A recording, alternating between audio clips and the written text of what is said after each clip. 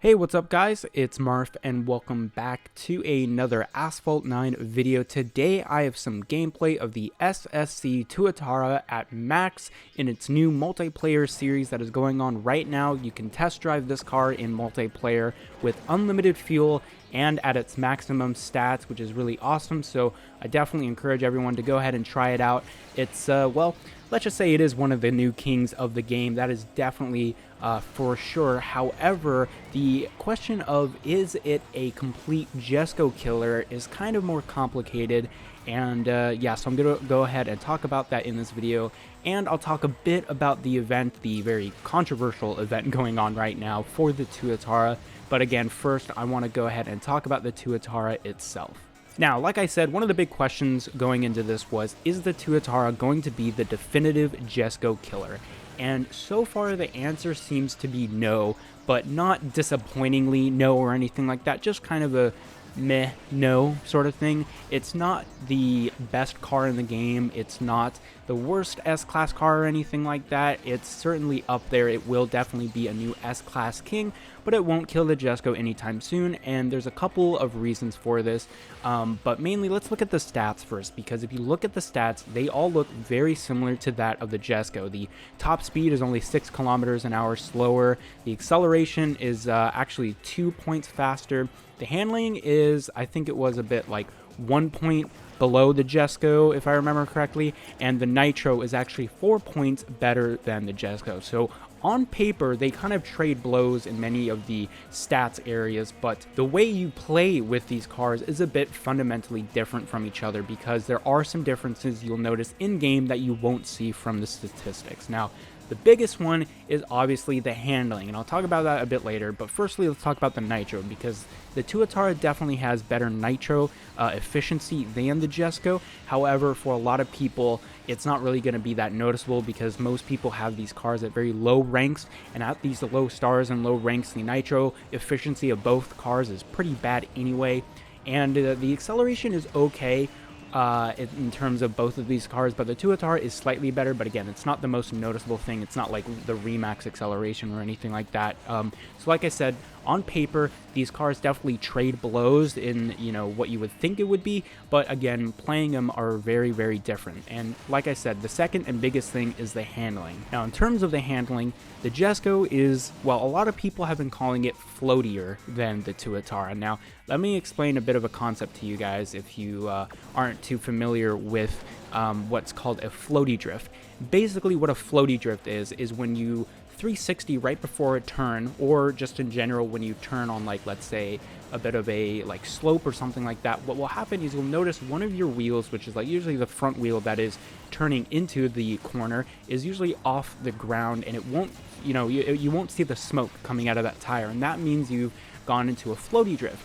And basically, all you need to know is that you keep way better and way higher speeds when you do a floaty drift than you do if you're doing a normal drift when all 4 tires are on the ground and they're, you know, making the smoke.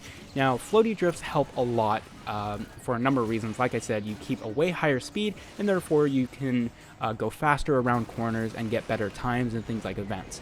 Now, the Tuatara seems to be less floaty than the Jesco, and a lot of people have been noticing that when you drift in the Jesco, it has a bigger or a more higher tendency to activate these like floaty drift kind of things, and it's also a bit more bouncy. This car, the Tuatara, it feels more planted to the ground, more stable, and for some people that's going to be a good thing, but for a lot of the people who are going to be using this car at its maximum potential, I feel like they will be using the Jesco more because of those floaty drifts. Now, that doesn't mean that the Tuatara is awful. It doesn't mean that the Tuatara is automatically irrelevant. Like I said, it has a bit better acceleration and nitro at higher rating, and so a lot of people are still going to use this car, assuming they get it, especially in multiplayer, because frankly, it is, like I said, another S-Class king, but I don't think it's going to dethrone the Jesco anytime soon because of the floaty drifts. Overall, the Tuatara, it's not a Jesco killer, but it is definitely a new S-Class king, and I think that's a good thing because of the recent event, or the not recent event, but the event that's going on right now.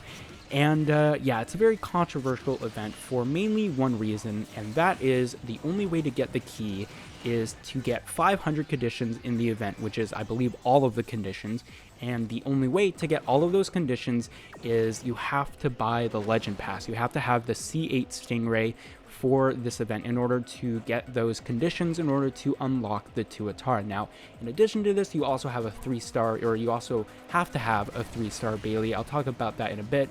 But again, the biggest thing is that this event is literally a paywall. You cannot unlock the car without a only paid car.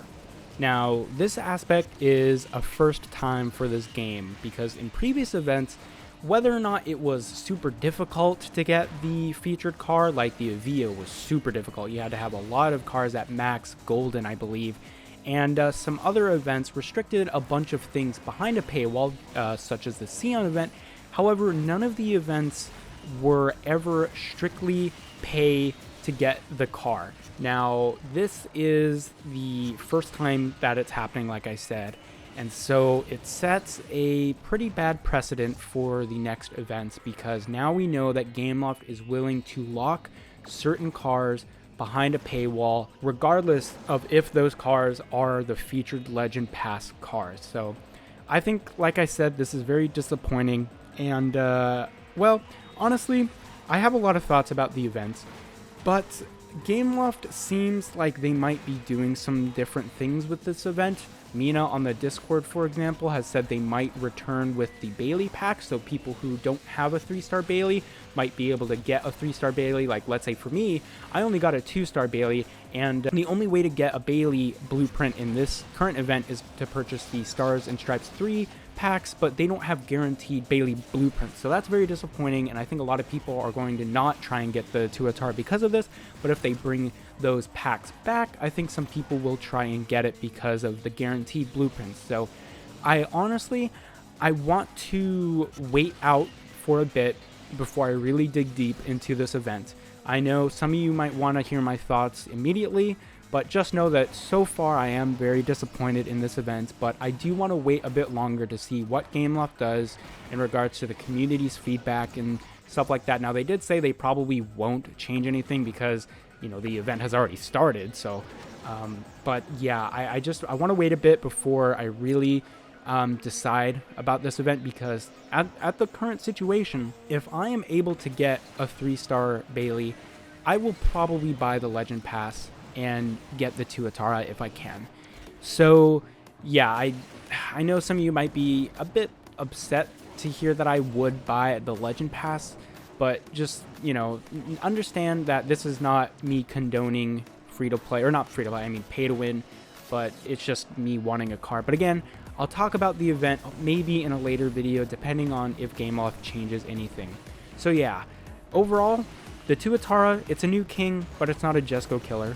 So let me know your thoughts on the Tuatara in the comment section down below, as well as the event, and I will see you guys later.